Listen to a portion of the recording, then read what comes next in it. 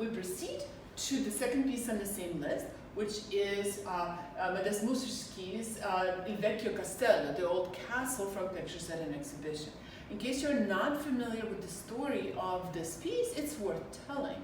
So it seems that Victor Hartmann, who was a painter and a designer and a friend of Mussorgsky's, died very young and unexpectedly, and his friends were just heartbroken and put together an exhibition of his excellent works.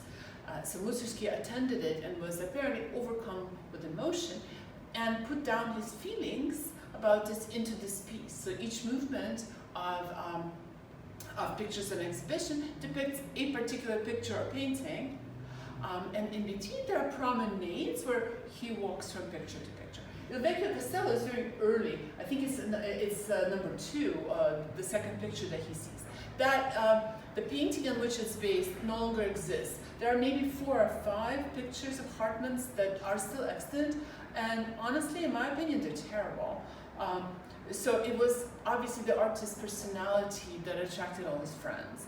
However, if you look around the internet, lots of people have now taken the artwork in reverse. They were inspired by Mussorgsky rather than by the original painting, and there are many versions of this old castle floating around that may really help the student understand what's going on. My personal vision, it's a wild landscape, there is a ruined castle, a troubadour, a knight with his guitar or lute is riding by and is inspired to sing a serenade.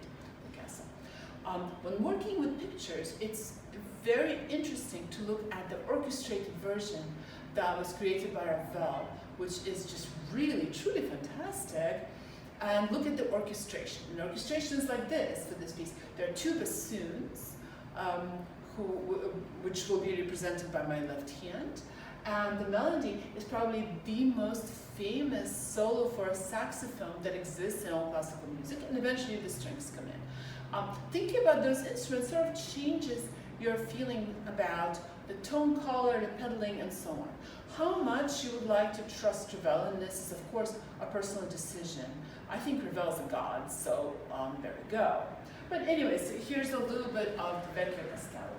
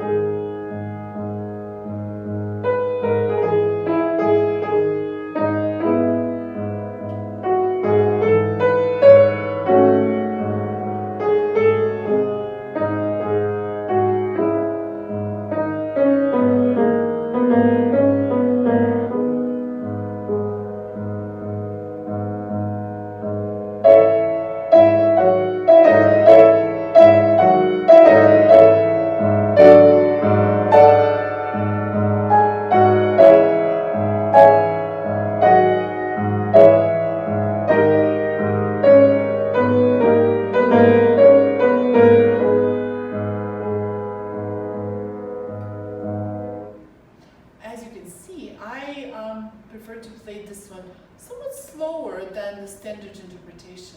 I like to hear every bend of the harmony, and I really enjoy hearing the polyphony here. So, as for the polyphony, if we can think about that left hand, as I said, as two bassoons, that you're not going to be tempted to do the following pedaling that one hears all the time.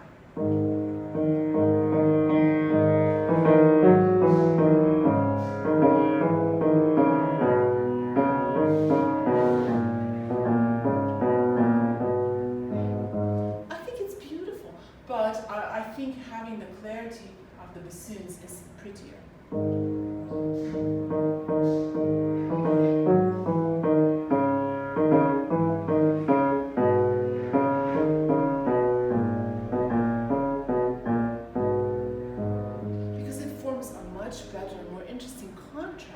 with that yummy, luscious legato and what is a saxophone solo.